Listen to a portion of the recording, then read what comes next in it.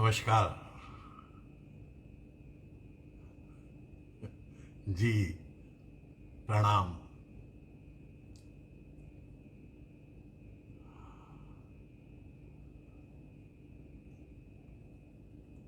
तो ब्रज जी शुरू करें।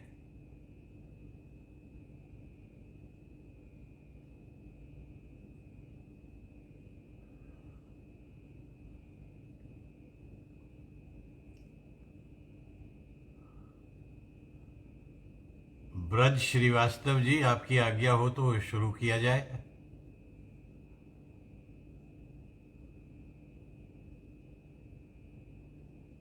नमस्कार धनंजय जी।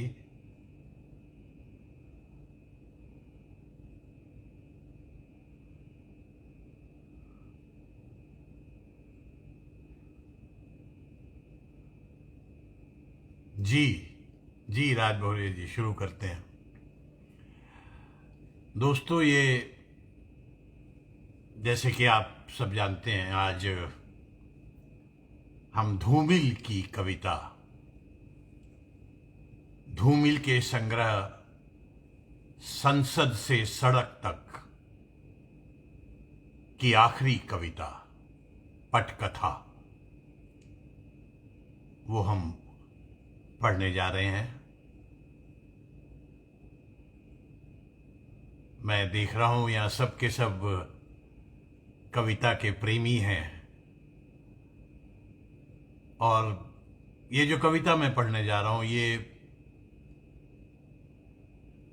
मेरी सबसे प्रिय, अगर मैं चुनूंगा पहली 5 कविताएं, तो शायद उनमें से एक है। दरअसल इस कविता ने ही मुझे कविता के प्रति मेरे अंदर आकर्षण पैदा किया, मेरे अंदर उसके प्रति पैशन पैदा की। ये 70s की लिखी हुई कविता है, सुदामा पांडे धूमिल की लिखी हुई कविता, जिनका देहांत भी शायद 75 के आसपास हो गया था। और इस किताब ने आते ही बहुत भयंकर चर्चा और परिचर्चा इस पर होने लगी थी। धूमिल आजादी से लेकर 70s, मिड 70s तक के समय को इस कविता में बयान करते हैं। किस तरह से पूरे राजनीतिक परिवेश को वो देख रहे हैं, और उसको लेकर क्या क्या उनके सपने थे, और किस तरह से एक एक करके उन सपनों का टूटना वो देख रहे हैं और हमारे साथ वो शेयर कर रहे हैं। हालांकि ये तकरीबन 50 साल पुरानी एक क्या कहना चाहिए, ऑब्जर्वेशन है देश के हालात को लेकर, राजनीतिक, सामाजिक, आर्थिक।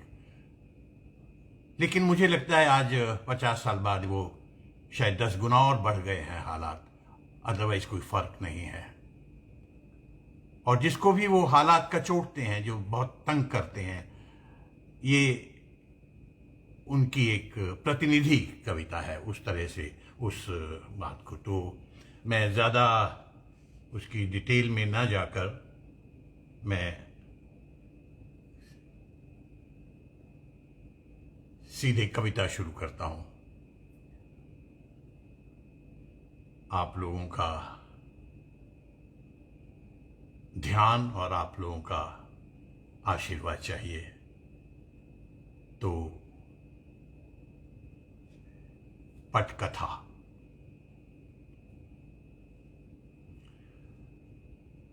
जब मैं बाहर आया, मेरे हाथों में एक कविता थी और दिमाग में आंतों का एक्सरे। जब मैं बाहर आया, मेरे हाथों में एक कविता थी और दिमाग में आंतों का एक्सरे। और वो काला धब्बा जो कल तक एक शब्द था, दवा की शीशी का ट्रेडमार्क बन गया था। वो काला धब्बा जो कल तक एक शब्द था, दवा की शीशी का ट्रेडमार्क बन गया था। बाहर हवा थी, धूप थी, घास थी। मैंने कहा, हाँ, आजादी, आजादी। मुझे अच्छी तरह से याद है, मैंने यही कहा था। मैंने यही कहा था। मेरी नस नस में बिजली दौड़ रही थी और उत्साह में खुद मेरा स्वर मुझे अजनबी लग रहा था। मैंने कहा, आजादी, वाह, आजादी। और मैं दौड़ता हुआ खेतों की ओर चला गया। मैं खेतों की ओर चला गया। वहां कतार के कतार अनाज के अंकुए फूट रहे थे। अनाज के अंकुए फूट रहे थे जैसे कसरत करते हुए बच्चे। और तारों पर चिड़ियां चहचहा रही थी, चू चू चू चू चू, जैसे जैसे कांसे की बजती हुई घंटियां। खेत की मेड़ पार करते हुए मैंने एक बैल की पीठ थपथपाई और सड़क पर जाते हुए आदमी से उसका नाम पूछा और कहा, बधाई, बधाई। घर लौटकर मैंने सारी बत्तियां जला दी। सारी बत्तियां जला दी। पुरानी तस्वीरों को दीवार से उतारकर उन्हें साफ किया और फिर उन्हें दीवार पर उसी जगह पोंछकर टांग दिया। मैंने दरवाजे के बाहर एक पौधा लगाया और कहा, वन महोत्सव। मैंने दरवाजे के बाहर एक पौधा लगाया और कहा, वन महोत्सव। वाह, वन महोत्सव। मैं देर तक हवा में गर्दन उचका उचका कर लंबी लंबी सांस खींचता रहा। लंबी लंबी सांस खींचता रहा कि मेरे भीतर वक्त का सामना करने के लिए औसतन जवान खून है, मगर मुझे शांति चाहिए। जवान खून है मगर मुझे शांति चाहिए और इसलिए मैंने एक जोड़ा कबूतर लाकर डाल दिया।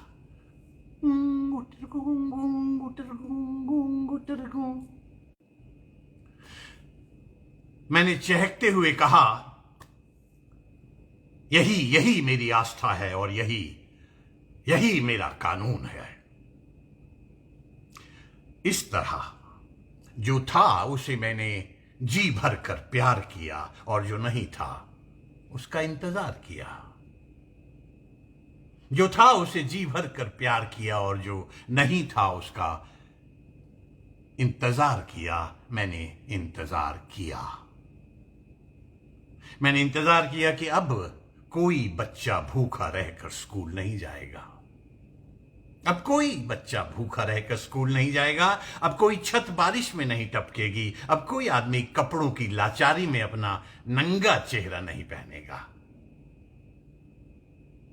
अब कोई दवा के अभाव में घुट घुट के नहीं मरेगा। अब कोई किसी की रोटी नहीं छीनेगा। कोई किसी को नंगा नहीं करेगा। अब ये जमीन अपनी है, आसमान अपना है, जैसे पहले हुआ करता था।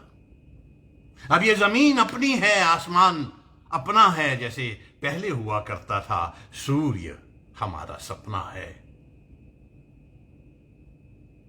सूर्य हमारा सपना है। मैं इंतजार करता रहा, इंतजार करता रहा, इंतजार करता रहा। जनतंत्र, त्याग, स्वतंत्रता, संस्कृति, शांति, मनुष्यता। जनतंत्र, त्याग, स्वतंत्रता, संस्कृति, शांति, मनुष्यता, ये सारे शब्द थे, सुनहरे वादे थे। ये सारे शब्द सुनहरे वादे थे, खुशफहम इरादे थे, सुंदर थे, मौलिक थे, मुखर थे। मैं सुनता रहा, मैं सुनता रहा, सुनता रहा। मतदान होते रहे। मैं अपनी सम्मोहित बुद्धि के नीचे उसी लोकनायक को बार बार चुनता रहा जिसके पास हर शंका, जिसके पास हर शंका और हर सवाल का एक ही जवाब था, यानी कि कोट के बटन होल में महकता हुआ एक फूल, गुलाब का। जिसके पास एक ही जवाब था, यानी कि कोट के बटन होल में महकता हुआ एक फूल, गुलाब का। वो हमें विश्व शांति और पंचशील के सूत्र समझाता रहा। मैं खुद को समझाता रहा। मैं समझाता रहा कि जो मैं चाहता हूं वो होगा। आज नहीं तो कल होगा, मगर सब कुछ होगा, सही होगा। भीड़ बढ़ती रही, चौराहे चौड़े होते रहे, लोग अपने अपने हिस्से का अनाज खाकर निरापद भाव से बच्चे जनते रहे। योजनाएं चलती रहीं, बंदूकों के कारखाने में जूते बनते रहे। और जब कभी मौसम उतार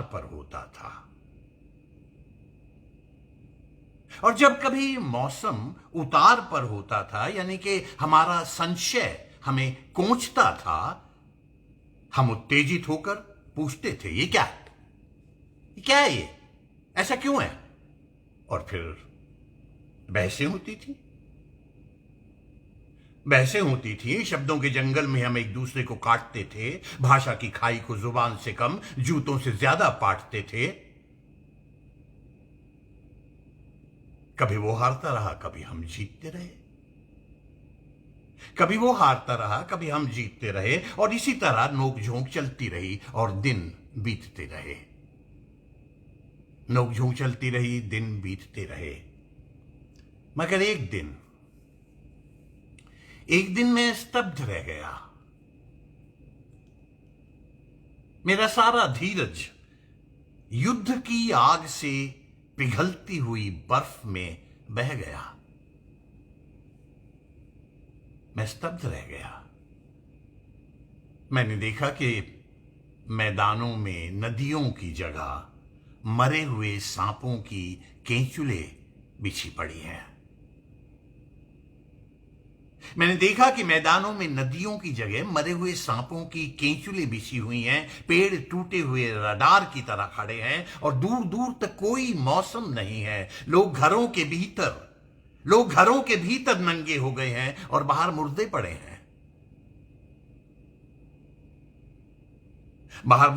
हैं। विधवाएं तमगे लूट रही हैं, सधवाएं मंगल गा रही हैं, और वन महोत्सव से लौटी हुई कार्य प्रणालियां अकाल का लंगर चला रही हैं। मैं स्तब्ध रह गया। जगह जगह तख्तियां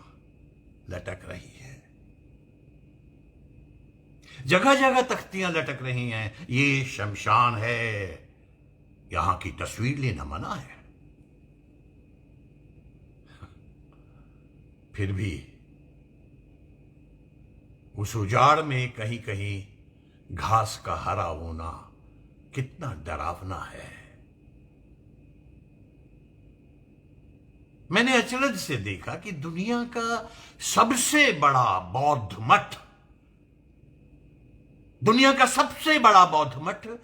बारूद का सबसे बड़ा गोदाम है।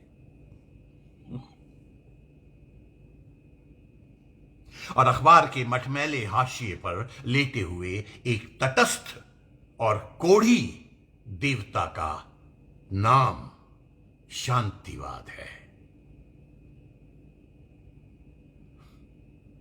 मैं स्तब्ध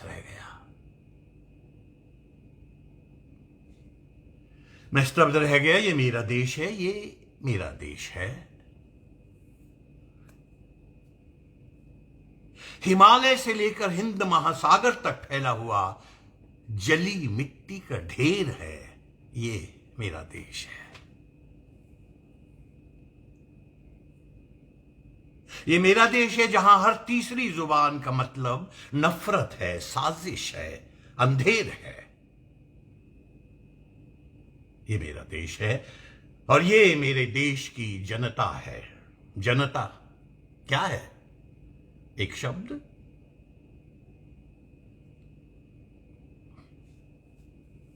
क्या है जनता? एक शब्द, सिर्फ एक शब्द। कोहरा, कीचड़ और कांच से बना हुआ एक शब्द। एक भेड़। एक भेड़ जो दूसरों की ठंड के लिए अपनी पीठ पर ऊन की फसल ढोती है। एक पेड़ जो ढलान पर हर आती जाती हवा की जुबान में हा हा हा करता है, क्योंकि अपनी हरियाली से डरता है।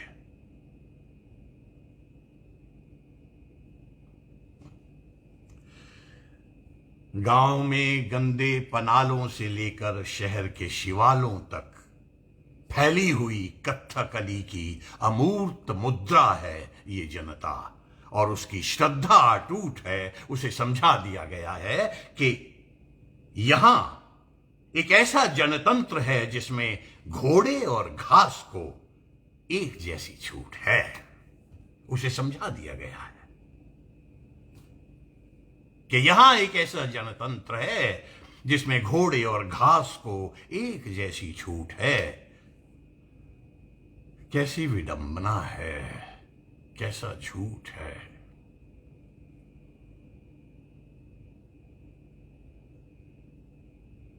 कैसी विडंबना है, कैसा झूठ है। दरअसल अपने यहां जनतंत्र एक ऐसा तमाशा है जिसकी जान मदारी की भाषा है। हर तरफ धुआं है, हर तरफ कुहासा है। जो दांतों और दलदलों का दलाल है वही देशभक्त है।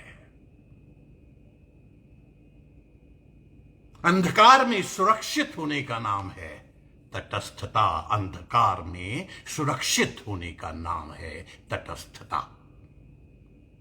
और यहां कायरता के चेहरे पर सबसे ज्यादा रक्त है।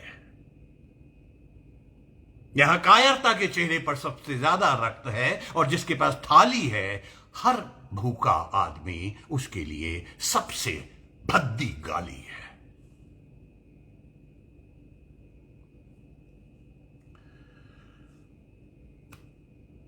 हर तरफ कुआं है, हर तरफ खाई है। हर तरफ कुआं है, हर तरफ खाई है। यहां सिर्फ और सिर्फ वो आदमी देश के करीब है जो या तो मूर्ख है या फिर गरीब है।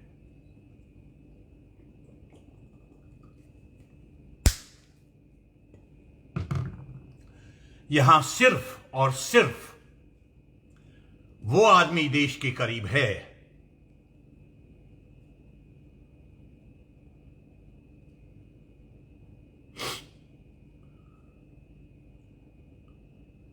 माफ कीजिए, पेज थोड़ा सा इधर उधर हो गया।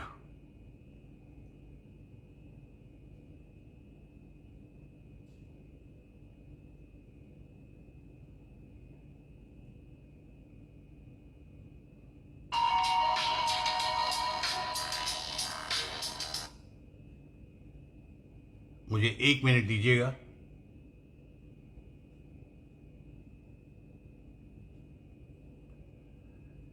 जो या तो मूर्ख है या फिर गरीब है। मैं सोचता रहा, घूमता रहा टूटे हुए पुलों के नीचे, वीरान सड़कों पर, आंखों के अंधेरे रेगिस्तानों में, फटे हुए पालों में। मैं घूमता रहा, सोचता रहा।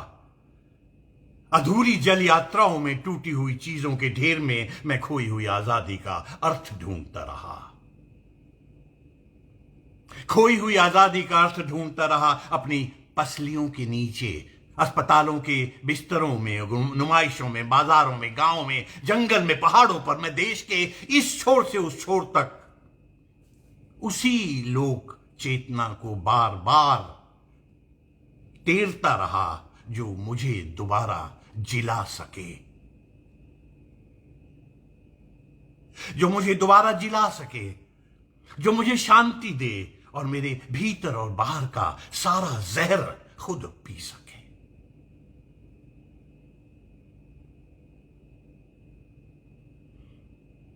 और तभी तभी सुलग उठा पश्चिमी सीमांत।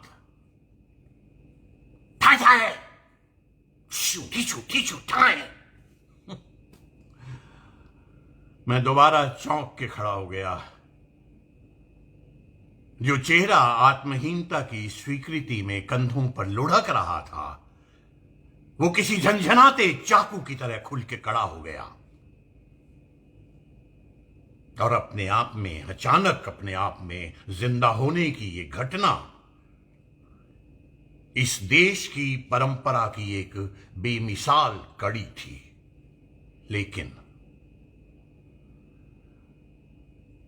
लेकिन इसे साहस मत कहो। दरअसल ये पुट्ठों तक चोट खाई हुई गाय की घृणा थी।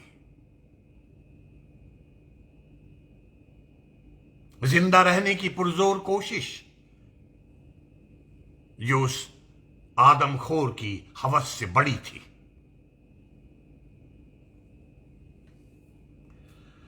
मगर उसके तुरंत बाद मुझे झेलनी पड़ी सबसे बड़ी ट्रेजेडी अपने इतिहास की। सबसे बड़ी ट्रेजेडी अपने इतिहास की मुझे झेलनी पड़ी जब दुनिया के स्याह और सफेद चेहरों ने विस्मय से देखा कि ताशकंद में समझौते की सफेद चादर के नीचे एक शांति यात्री की लाश थी।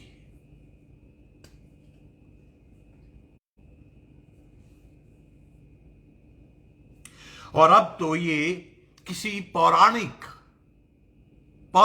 कथा के उपसंहार की तरह है कि इस देश में रोशनी उन पहाड़ों से आई थी जहां मेरे पड़ोसी ने मात खाई थी। मगर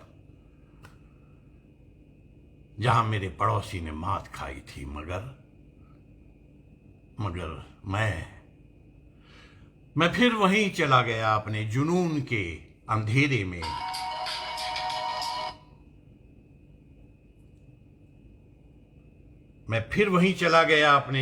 के अंधेरे में। फूहड़ इरादों के हाथों चला गया।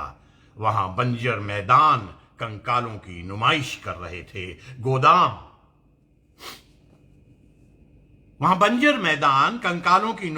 रहे थे। गोदाम अनाजों से भरे पड़े थे और लोग भूखों मर रहे थे। मैंने महसूस किया कि मैं वक्त के एक शर्मनाक दौर से गुजर रहा हूं। अब ऐसा वक्त आ गया है कि जब कोई किसी का झुलसा हुआ चेहरा नहीं देखता। अब ना तो कोई किसी का खाली पेट देखता है, ना थरथराती हुई टांगें देखता है, ना ढला हुआ सूर्यहीन कंधा देखता है। हर आदमी सिर्फ और सिर्फ अपना धंधा देखता है।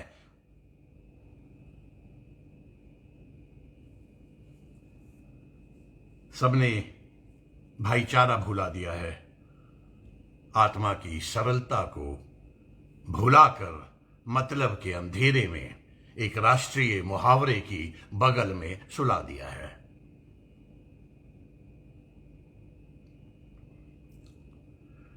सहानुभूति और प्यार एक ऐसा छलावा है जिसके जरिए एक आदमी दूसरे को अकेले अंधेरे में ले जाता है और उसकी पीठ में छुरा भोंक देता है। ठीक उस मोची की तरह जो चौक से गुजरते हुए देहाती को प्यार से बुलाता है, मरम्मत के नाम पर रबर के तल्ले में लोहे की 3 दर्जन फुल्लियां ठोक देता है और उसके नहीं के बावजूद डपट कर पैसा वसूलता है।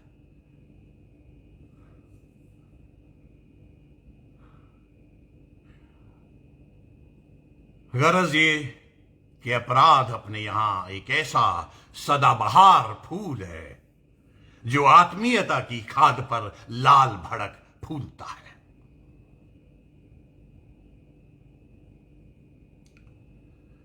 मैंने देखा है कि इस जनतांत्रिक जंगल में हर तरफ हत्याओं के नीचे से निकलते हैं हरे हरे हाथ और पेड़ों पर पत्तों की जुबान बन के लटक जाते हैं। मैंने देखा है कि जनतांत्रिक जंगल में हर तरफ हत्याओं के नीचे से निकलते हैं हरे हरे हाथ और पत्तों की जुबान बनकर लटक जाते हैं पेड़ों पर। वो ऐसी भाषा बोलते हैं जिसे सुनकर नागरिकता की गोधूली में घर लौटते मुसाफिर अपना रास्ता भूल जाते हैं। उन्होंने किसी चीज को सही जगह नहीं रहने दिया, न संज्ञा, न विशेषण, न सर्वनाम। एक समूचा और सही वाक्य टूटकर बिखर गया है। एक समूचा और सही वाक्य टूटकर बिखर गया है। उनका व्याकरण इस देश की शिराओं में छिपे हुए कारकों का हत्यारा है। उनकी सख्त पकड़ के नीचे भूख से मरा हुआ आदमी इस मौसम का सबसे दिलचस्प नारा है, विज्ञापन है, और गाय सबसे सटीक नारा है।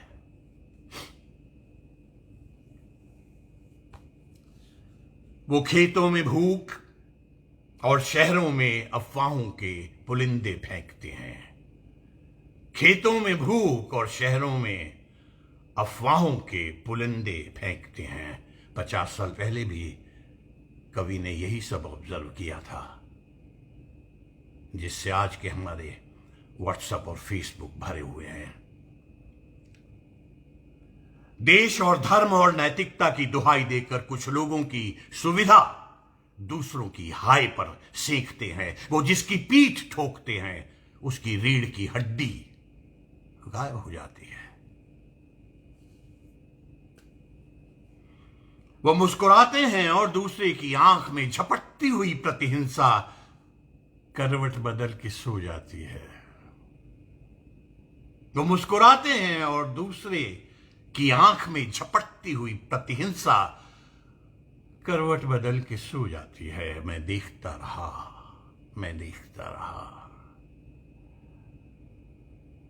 रहा कि हर तरफ ऊब थी, संशय था, नफरत थी, मगर हर आदमी अपनी जरूरतों के आगे असहाय था। उसमें सारी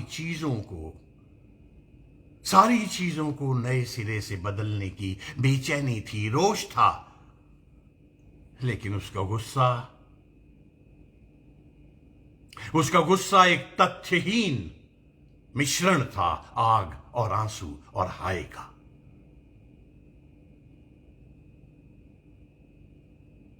और इस तरह एक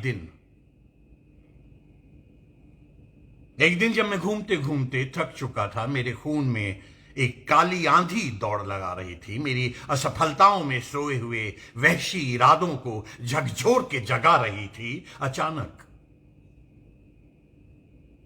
अचानक नींद की असंख्य परतों में डूबते हुए मैंने देखा मेरी उलझनों के अंधेरे में मेरा एक हमशक्ल खड़ा है। मेरी उलझनों के अंधेरे में मेरा एक हमशक्ल खड़ा है। मैंने उससे पूछा कि तुम कौन हो, यहां क्यों आए हो, तुम्हें क्या हुआ, क्या है, तुम्हें क्या चाहिए? तुमने पहचाना नहीं। मैं हिंदुस्तान हूं। हां, मैं हिंदुस्तान हूं। वो हंसता है एक ऐसी हंसी कि दिल दहल जाता है, कलेजा मुंह को आता है। और मैं हैरान हूं।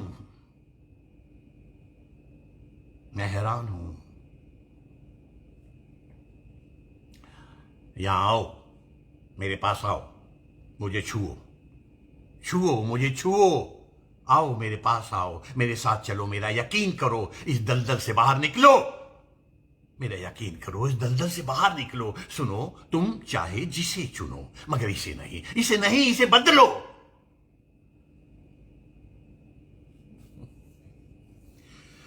मुझे लगा कि आवाज जैसे किसी जलते हुए कुएं से आ रही है, एक अजीब सी प्यार भरी गुर्राहट, जैसे कोई मादा भेड़िया अपने छौने को दूध पिला रही है और साथ ही किसी दूसरे छौने का सर चबा रही है।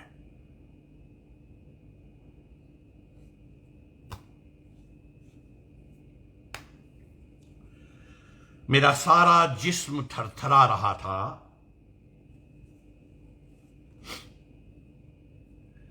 उसकी आवाज में असंख्य नरकों की घृणा भरी हुई थी और वो एक एक शब्द चबा चबा कर बोल रहा था, मगर उसकी आंख गुस्से में भी हरी थी।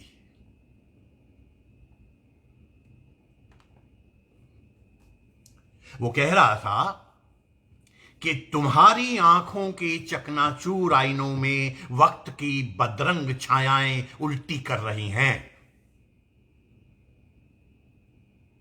तुम्हारी आंखों के चकनाचूर आईनों में वक्त की बदरंग छायाएं उल्टी कर रही हैं और तुम पेड़ों की छाल गिनकर भविष्य का कार्यक्रम बना रहे हो, भविष्य का कार्यक्रम तैयार कर रहे हो। तुम एक ऐसी जिंदगी से गुजर रहे हो जिसमें ना कोई दुख है ना सुख है। तुम एक ऐसी जिंदगी से गुजर रहे हो जिसमें ना कोई दुख है ना सुख है। तुम अपनी शापित परछाई से टकराकर रास्ते में रुक गए हो। तुम जो हर चीज अपने दांतों के नीचे खाने के आदी हो, चाहे वो सपना हो चाहे आजादी हो, अचानक इस तरह क्यों चुक गए हो? अचानक इस तरह क्यों चुक गए हो?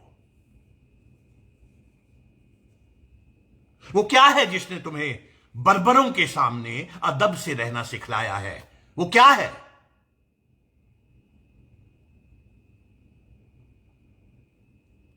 क्या यह विश्वास की कमी है?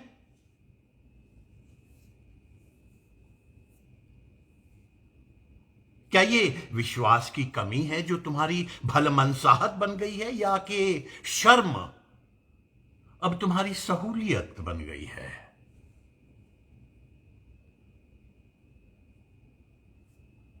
नहीं, सरलता की तरफ इस तरह मत दौड़ो। सरलता की तरफ इस तरह मत दौड़ो।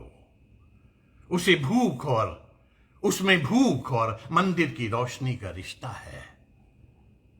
सफलता की तरफ इस तरह मत दौड़ो। उसमें भूख और मंदिर की रोशनी का रिश्ता है। वो बनिए की पूंजी का आधार है। मैं बार बार कहता हूं कि इस उलझी हुई दुनिया में आसानी से समझ में आने वाली चीज सिर्फ और सिर्फ दीवार है। दीवार। और अब ये दीवार तुम्हारी आदत बन गई है। इसे झटक के अलग करो।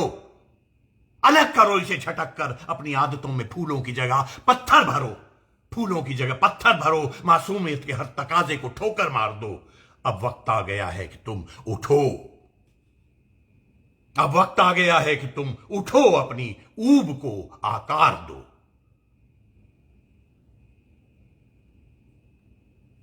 सुनो, आज मैं तुम्हें वो सत्य बतलाता हूं जिसके आगे हर सच्चाई छोटी है।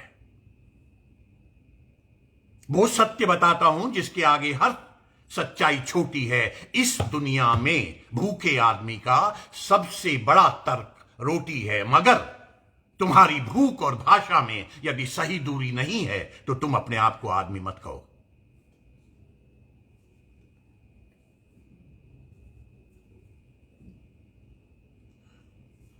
तुम्हारी भूख और भाषा में यदि सही दूरी नहीं है तो तुम अपने आप को आदमी मत कहो, क्योंकि पशुता सिर्फ पूंछ होने की मजबूरी नहीं है।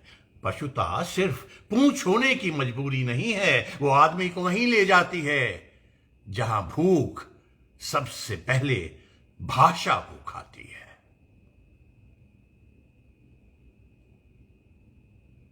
और वक्त सिर्फ उसका चेहरा बिगाड़ता है जो अपने चेहरे की राख दूसरों के रुमाल से पोंछता है।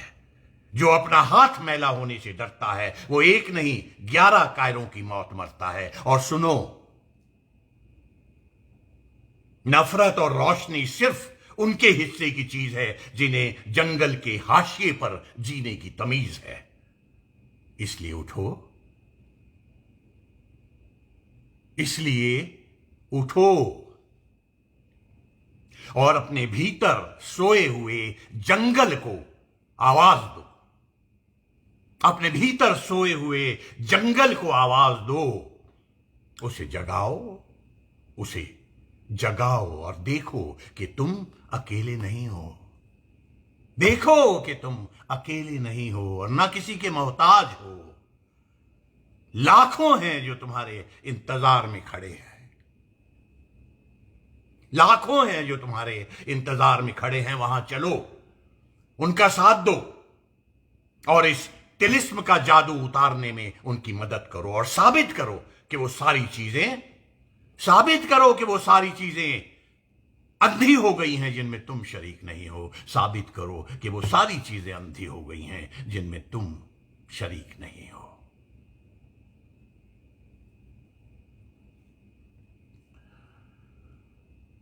मैं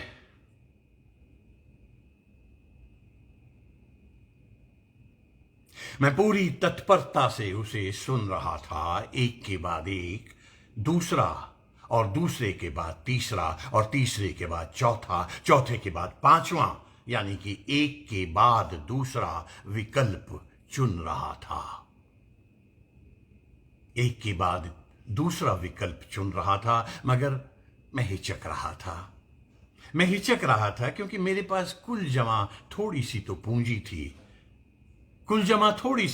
थी, सुविधाएं थी जो मेरी सीमाएं थी। मैं हिचक रहा था। यद्यपि यह सही है कि मैं कोई ठंडा आदमी नहीं हूं, मुझ में भी आग है, मगर वो भभक के बाहर नहीं आती। मुझ में भी आग है मगर वो भभक के बाहर नहीं आती, क्योंकि उसके चारों तरफ चक्कर काटता हुआ एक पूंजीवादी दिमाग है जो परिवर्तन तो चाहता है मगर आहिस्ता आहिस्ता, आहिस्ता आहिस्ता। कुछ इस तरह कि चीजों की शालीनता बनी रहे, कुछ इस तरह कि कांख भी ढकी रहे और विरोध में उठे हुए हाथ की मुट्ठी भी तनी रहे।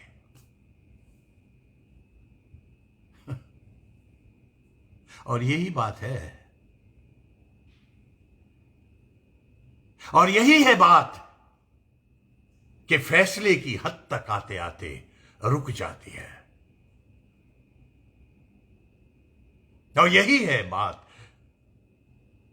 कि फैसले की हद तक आते आते रुक जाती है, क्योंकि हर बार चंद सुविधाओं के लालच के सामने अभियोग की भाषा चुक जाती है। चंद सुविधाओं के लालच के सामने अभियोग की भाषा चुक जाती है। मैं खुद को कुरेद रहा था और अपने बहाने उन तमाम लोगों की असफलताओं के बारे में सोच रहा था जो मेरे नजदीक थे। उन तमाम लोगों की असफलताओं के बारे में सोच रहा था जो मेरे नजदीक थे, और इस तरह साबुत और सीधे विचारों पर जमी हुई काई और उगी हुई घास को मैं खरोंच रहा था, नोच रहा था। पूरे समाज की सीवन उधेड़ते हुए मैंने आदमी के भीतर की मैल देख ली थी।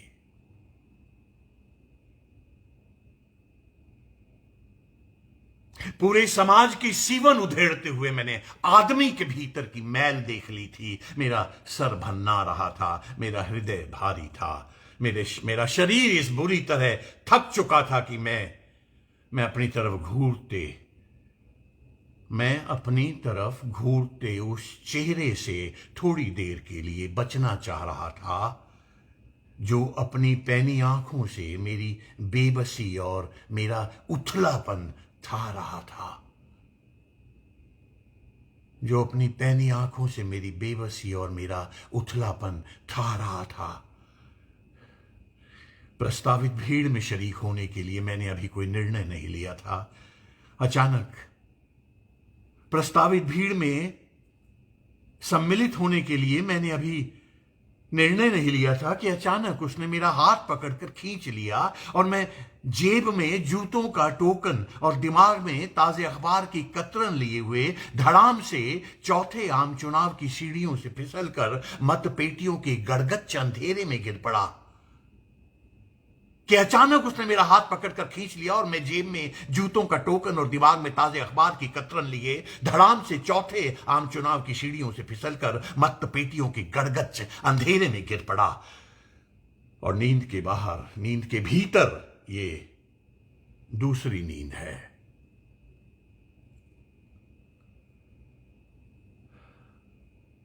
नींद के भीतर अब ये एक दूसरी नींद है और मुझे कुछ सूझ नहीं रहा है।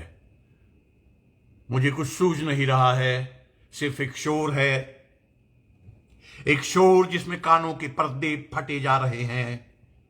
शासन, सुरक्षा, रोजगार, शिक्षा, राष्ट्रधर्म, देश हित, हिंसा, अहिंसा, सैन्य शक्ति, देशभक्ति, आजादी, वीजा, वाद, बिरादरी, भूख, भीख, शांति, क्रांति, शीत युद्ध, एटम बॉम्ब, एकता, सीमा, साहित्यिक पीढ़ियां, निराशा, झाए झाए, खाए खाए, हाय हाय, साए साए साए, हाय हाय हाय, साए साए साए।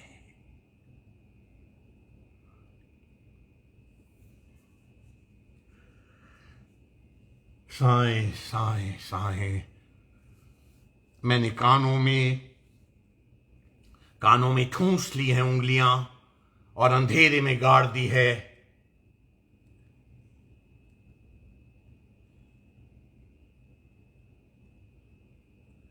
अंधेरे में गाड़ दी है आंखों की रोशनी और सब कुछ अब धीरे धीरे खुलने लगा है। सब कुछ धीरे धीरे खुलने लगा है। मत वर्षा के इस दादुर शोर में, मत वर्षा के इस दादुर शोर में मैंने देखा कि हर तरफ रंग बिरंगे झंडे फहरा रहे हैं। गिरगिट की तरह रंग बदलते हुए गुट से गुट टकरा रहे हैं, एक दूसरे से दांता किलकिल कर रहे हैं, एक दूसरे को दुर बिलबिल कर रहे हैं और हर तरफ तरह तरह के जंतु हैं। श्रीमान किंतु हैं, मिस्टर परंतु हैं। कुछ रोगी हैं, कुछ भोगी हैं, कुछ हीजड़े हैं, कुछ रोगी हैं।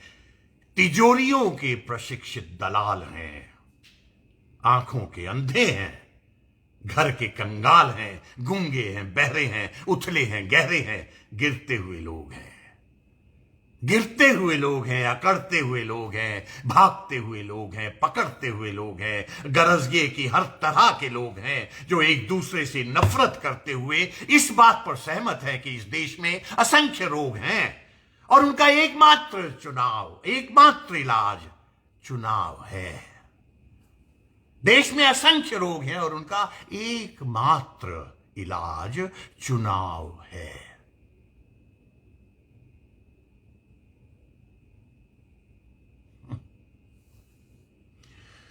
लेकिन मुझे लगा कि एक विशाल दलदल के किनारे बहुत बड़ा अधमरा पशु पड़ा हुआ है और उसकी नाभि में एक सड़ा हुआ घाव है जिससे लगातार भयानक बदबूदार मवाद बह रहा है और उसमें जाति और धर्म और संप्रदाय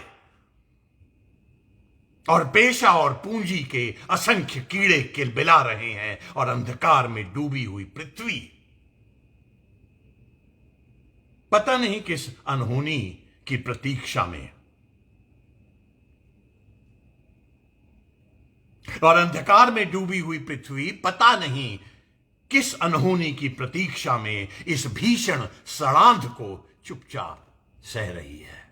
पता नहीं किस अनहोनी की प्रतीक्षा में।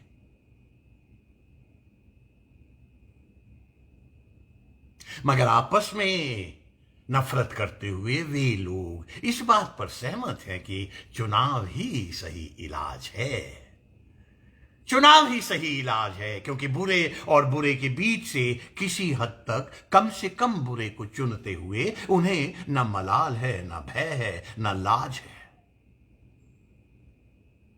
उन्हें न मलाल है, न भय है, न लाज है। दरअसल उन्हें एक मौका मिला है और इसी बहाने वो अपने पड़ोसी को पराजित कर रहे हैं।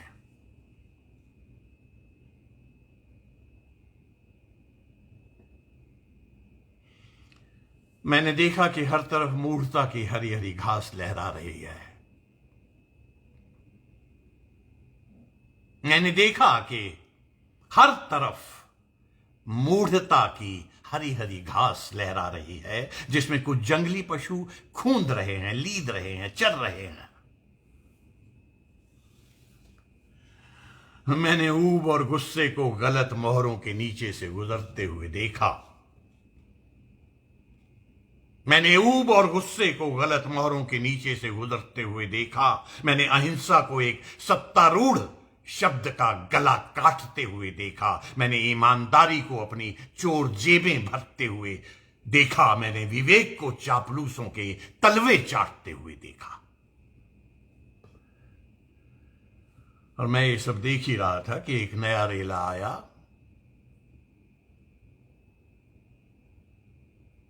मैं ये सब देख ही रहा था कि एक नया रेला आया। उन्मत्त लोगों का बर्बर जुलूस।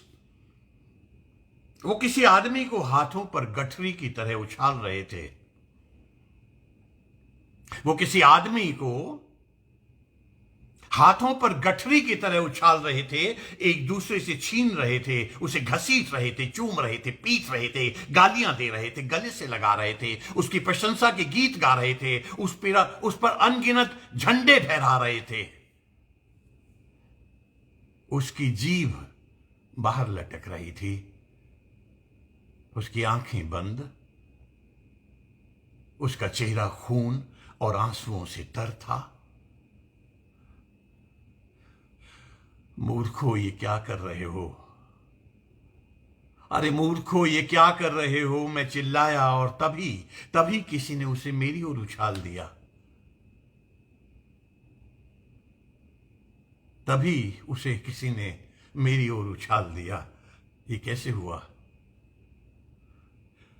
अरे ये कैसे हो गया? मैं हतप्रभ खड़ा था। मेरा हमशक्ल मेरे पैरों के पास मूर्छित सा पड़ा था।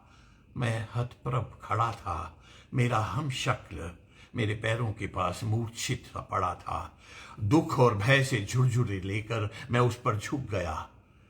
दुख और भय से झुरझुरी लेकर मैं उस पर झुक गया, किंतु बीच में ही रुक गया। उसका हाथ ऊपर उठा हुआ था। खून और आंसू से तर उसका चेहरा मुस्कुराया था। उसकी आंखों का हरापन उसकी आवाज में उतर आया था। दुखी मत हो। उसकी आंखों का हरापन उसकी आवाज में उतर आया था। दुखी मत हो, दुखी मत हो, ये मेरी नियति है। मैं हिंदुस्तान हूं। ये मेरी नियति है। मैं हिंदुस्तान हूं।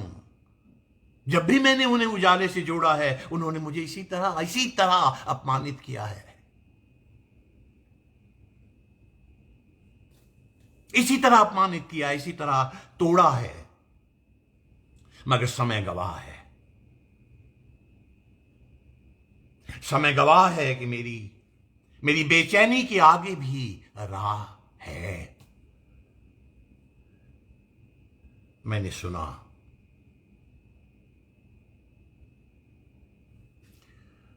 मैंने सुना वो आहिस्ता आहिस्ता कह रहा है, जैसे किसी जले हुए जंगल में पानी का एक ठंडा सोता बह रहा है। घास की सी ताजगी भरी ऐसी आवाज है जो ना किसी से खुश है ना नाराज है।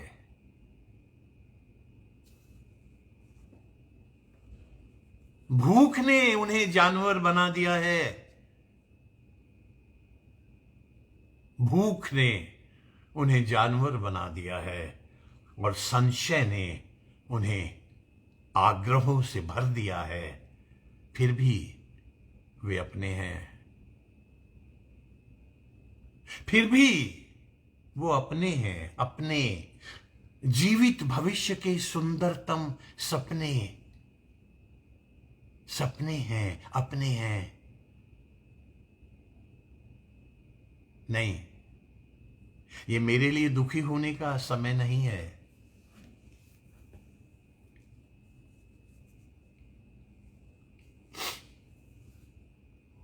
नहीं, ये मेरे लिए दुखी होने का समय नहीं है। अपने लोगों की घृणा के इस महोत्सव में मैं श्रापित निश्चय हूं। अपने लोगों की घृणा के इस महोत्सव में मैं शापित निश्चय हूं। मुझे किसी का भय नहीं है। तुम मेरी चिंता मत करो, उनके उनके साथ चलो। मेरी चिंता मत करो, उनके उनके साथ चलो।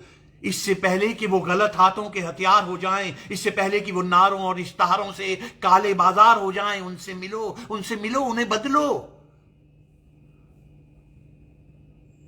नहीं नहीं नहीं नहीं, भीड़ के खिलाफ रुकना एक खूनी विचार है, क्योंकि हर ठहरा हुआ आदमी इस हिंसक भीड़ का शिकार है, अंधा शिकार है। तुम मेरी चिंता मत करो, मैं हर वक्त सिर्फ एक चेहरा नहीं हूं।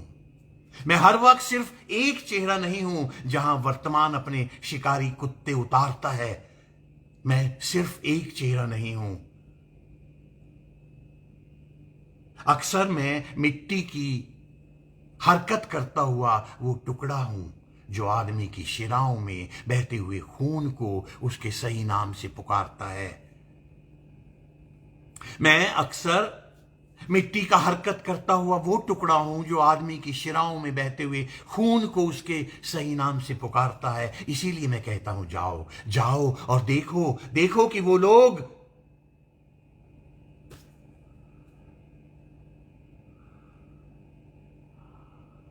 मैं कुछ कहना चाहता था कि एक धक्के ने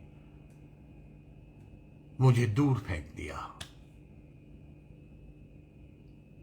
मैं कुछ कहना चाहता था कि एक धक्के ने मुझे दूर फेंक दिया। इससे पहले कि मैं गिरता, किन्हीं मजबूत हाथों ने मुझे टेक लिया। मजबूत हाथों ने मुझे टेक लिया और अचानक भीड़ में से निकलकर एक प्रशिक्षित दलाल मेरी देह में समा गया।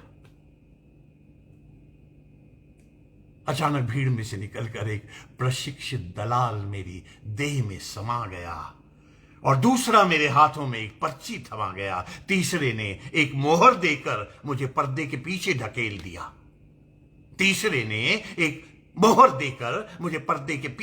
दिया। भय और अनिश्चय के दोहरे दबाव में पता नहीं कब और कैसे और कहां,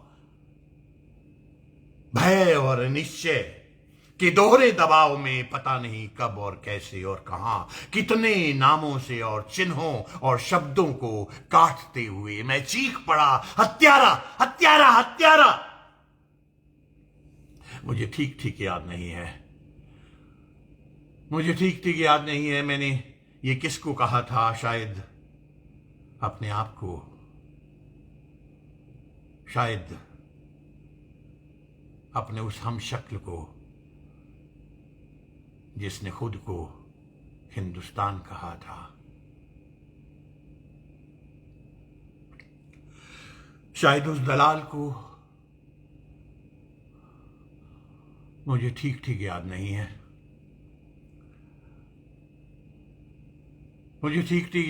है। मेरी नींद टूट चुकी थी। मेरा पूरा जिस्म पसीने में सराबोर था। मेरे आसपास से तरह तरह के लोग गुजर रहे थे, तरह तरह के लोग गुजर रहे थे। हर तरफ हलचल थी, शोर था और मैं चुपचाप सुनता हूं। हाँ, मैं चुपचाप सुनता हूं।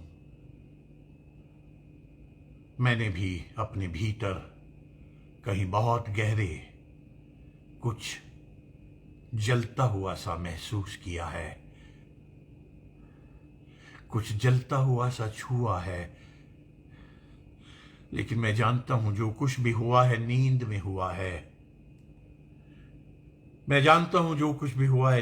हुआ है। और तब से आज तक नींद और नींद के बीच का जंगल काटते हुए मैंने कई रातें जाग के गुजार दी हैं, हफ्तों पर हफ्ते तय किए हैं। अपनी परेशानी के निर्मम अकेले और बेहद अनमने क्षण जिए हैं। और हर बार मुझे लगा है कि कहीं कहीं कोई खास फर्क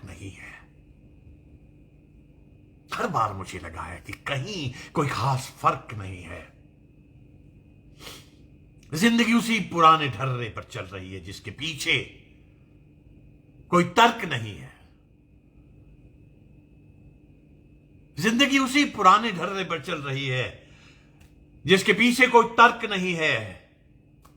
ये सही है कि इन दिनों कुछ अर्जियां मंजूर हुई हैं, कुछ तबादले हुए हैं, कल तक जो नहले थे वो आज दहले हुए हैं, मगर ये सही है कि मंत्री जब प्रजा के सामने आता है तो पहले से ज्यादा मुस्कुराता है, नए नए वादे करता है, मगर ये सिर्फ और सिर्फ घास के सामने होने की मजबूरी है। ये सिर्फ घास के सामने होने की मजबूरी है, वरना उस बेचारे भले मानुस को तो यह भी पता नहीं कि विधानसभा भवन और उसके अपने निजी बिस्तर के बीच कितने जूतों की दूरी है।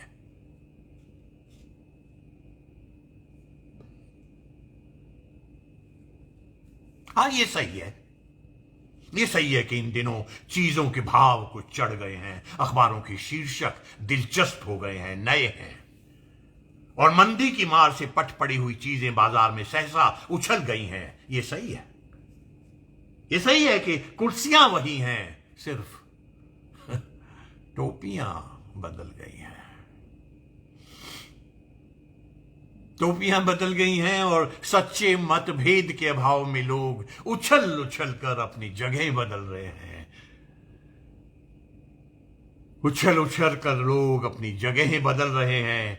चढ़ी हुई नदी में, भरी हुई नाव में हर तरफ विरोधी विचारों का दलदल है, सतहों पर हलचल है, नए नए नारे हैं, भीषण में जोश है, पानी ही पानी है, पानी ही पानी है, पर कीचड़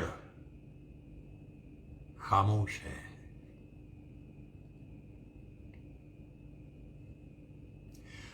पानी ही पानी है पर कीचड़ खामोश है। मैं रोज देखता हूं व्यवस्था की मशीन का एक पुर्जा गर्म होकर, रोज देखता हूं कि व्यवस्था की मशीन का एक पुर्जा गर्म होकर अलग छिटक गया है और ठंडा होते ही फिर कुर्सी से चिपक गया है। ठंडा होते ही फिर उसी कुर्सी से चिपक गया है। उसमें ना हया है ना दया है। नहीं, अपना कोई हमदर्द यहां नहीं है, अपना कोई हमदर्द यहां नहीं है। मैंने एक एक को परख लिया है, एक एक को मैंने हर एक को आवाज दी है, हर एक का दरवाजा खटखटाया है, मगर बेकार बेकार। मैंने जिसकी पूंछ उठाई है उसको मादा पाया है। सबके सब तिजोरियों के दुभाषिए हैं, वकील हैं, वैज्ञानिक हैं, अध्यापक हैं। वकील हैं, वैज्ञानिक हैं, अध्यापक हैं, नेता हैं, दार्शनिक हैं, लेखक हैं, कवि हैं, कलाकार हैं। कलाकार हैं यानी कि कानून की भाषा बोलता हुआ अपराधियों का एक संयुक्त परिवार है।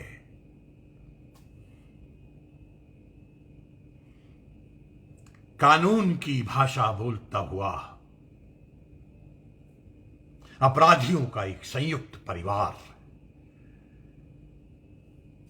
भूख और भूख की आड़ में चबाई गई चीजों का अक्स उनके दांतों पर ढूंढना बेकार है।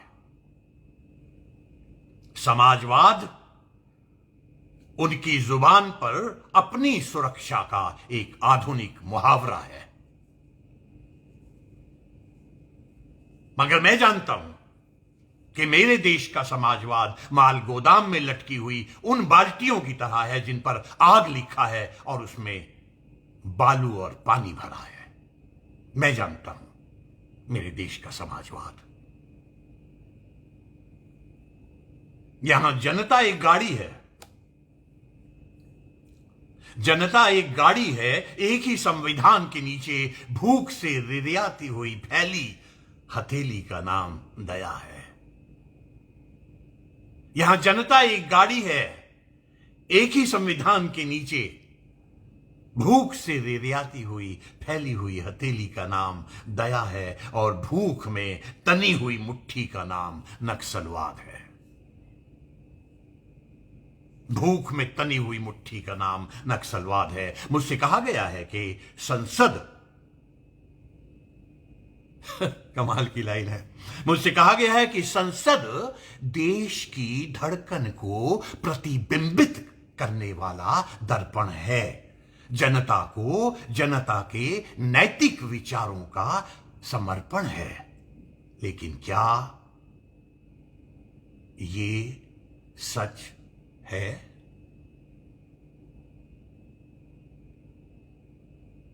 लेकिन क्या ये सच है? या फिर ये सच है कि अपने यहां संसद तेल की वो घानी है जिसमें आधा तेल और आधा पानी है?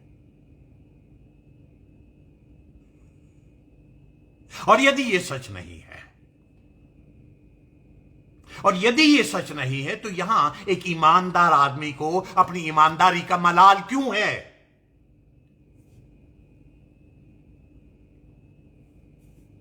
ईमानदार आदमी को अपनी ईमानदारी का मलाल क्यों है? और जिसने सत्य कह दिया उसका बुरा हाल क्यों है?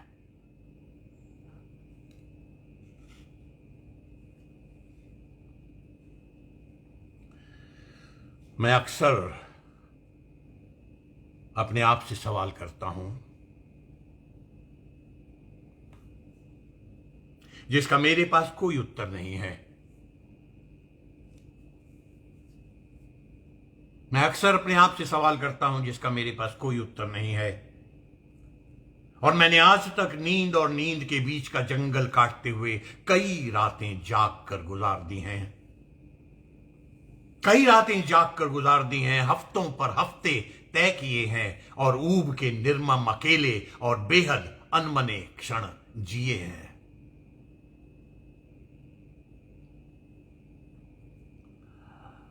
मेरे सामने वही चिर परिचित अंधकार है।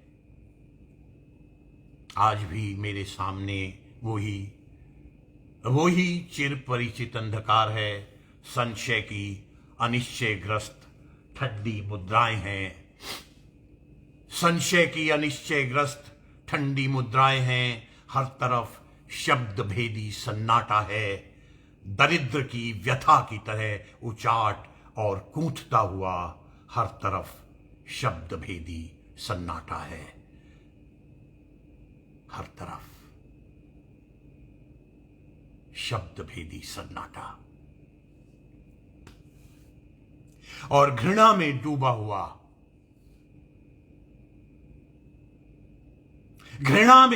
हुआ सारा का सारा देश आज भी पहले की तरह मेरा कारागार है। घृणा में डूबा हुआ सारा का सारा देश पहले की तरह आज भी मेरा कारागार है।